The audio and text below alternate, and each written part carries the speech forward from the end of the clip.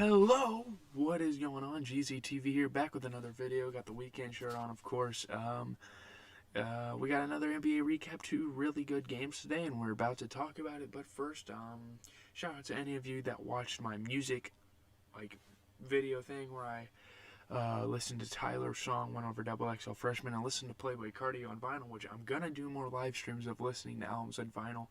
So if you guys want that, please let me know. And one quick thing before we talk about the games tonight, I'm gonna have a bit of a rant on who won Rookie of the Year this year. Ant-Man got robbed. I should have put it in the title, but let me tell you guys this. Let me get it out the way right now. Ant-Man got freaking robbed.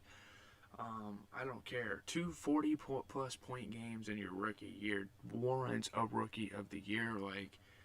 I'm not really understanding how LaMelo won. Injuries, and people be on him oh, if he wasn't injured, he'd be Rookie of the Year. Well, he still won the award somehow.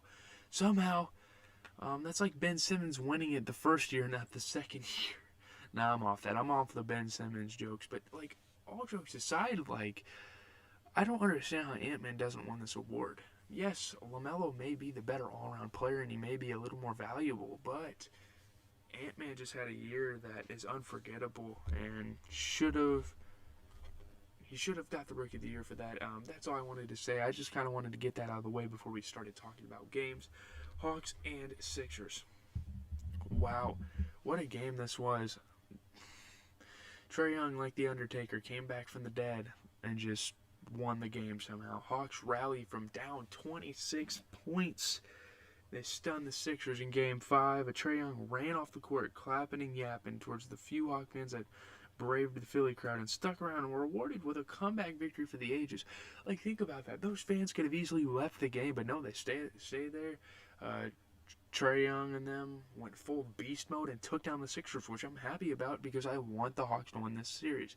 Again, no hate, but the Sixers fans are just toxic, and I know they're in shock after this game. They're facing elimination. That is crazy. In the second round, the Sixers are facing elimination.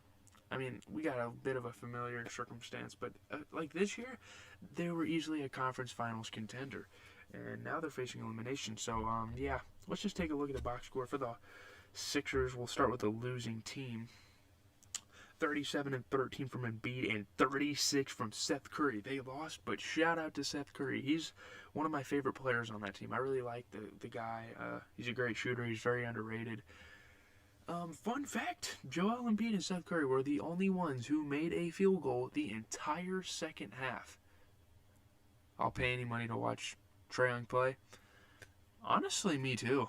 I mean, yeah, I would too. At this point, he's a bad man. And he's not even peaked yet. He's still got so much more potential. But let's see here. Hawks. Looking at the Hawks box score, John Collins had a nice little 19-11 game. Trae Young had 39 off of 10 for 23 and 2 for 6, which is really good. Usually when I see players score that much, I like to look at the field goal percentage to see just how good of a game it was for them. It was pretty good for Trae Young. Trae Young took over. And I'd love to see them win this series.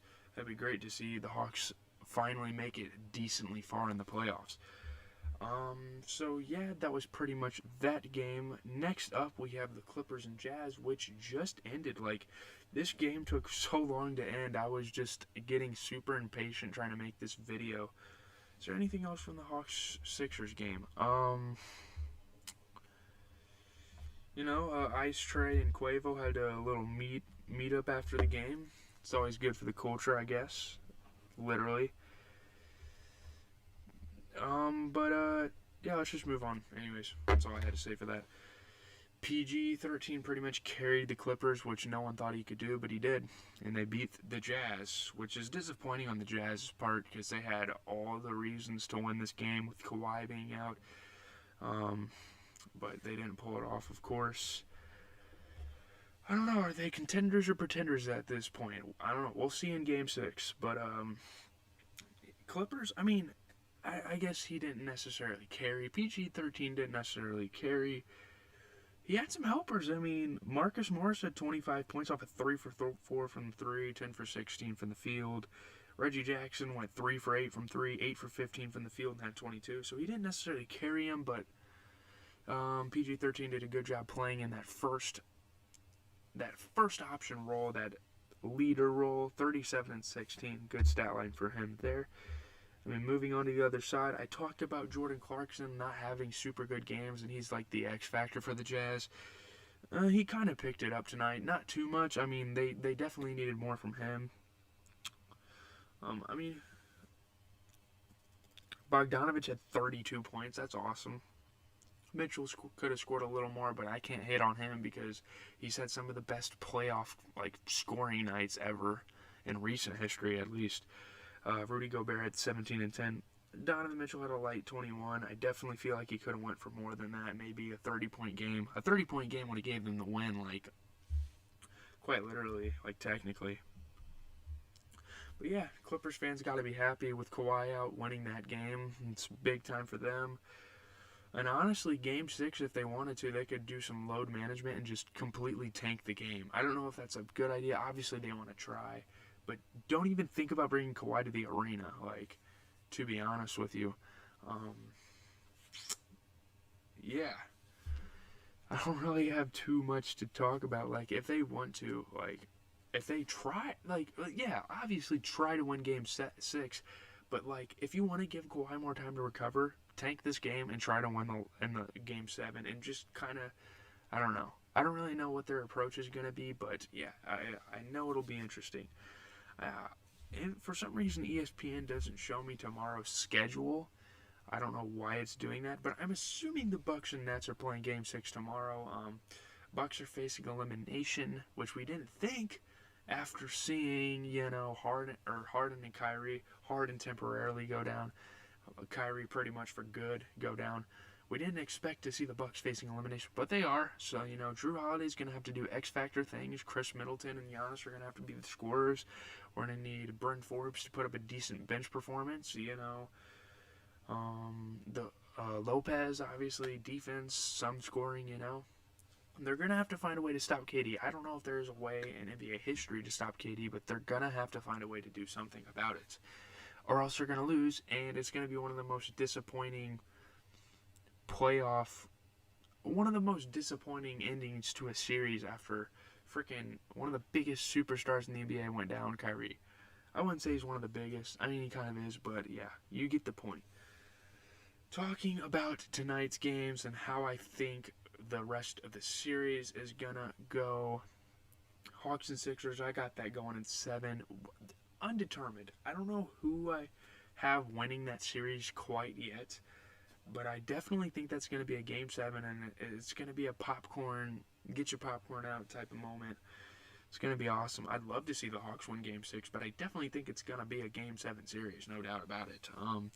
Clippers and Jazz, I could see it going 6 or 7. Honestly, like I said earlier, they could tank and take it to Game 7. But if Kawhi doesn't return in Game 7, I could certainly see the Jazz winning 2 in a row. I don't know, maybe. Who knows? I don't really know about that series. I know Hawks and Sixers is going to 7, but Clippers, Jazz, either. I really don't know. I can't tell you how I think that series is going to go. There's so many X factors.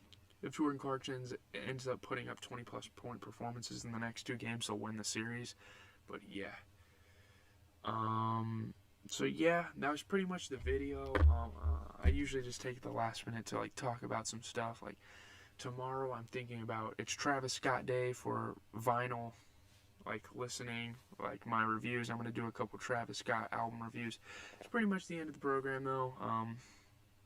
I'll listen to a Travis Scott album on stream and possibly give you guys some rap news, kind of like I did today, sprinkle in a little bit of news.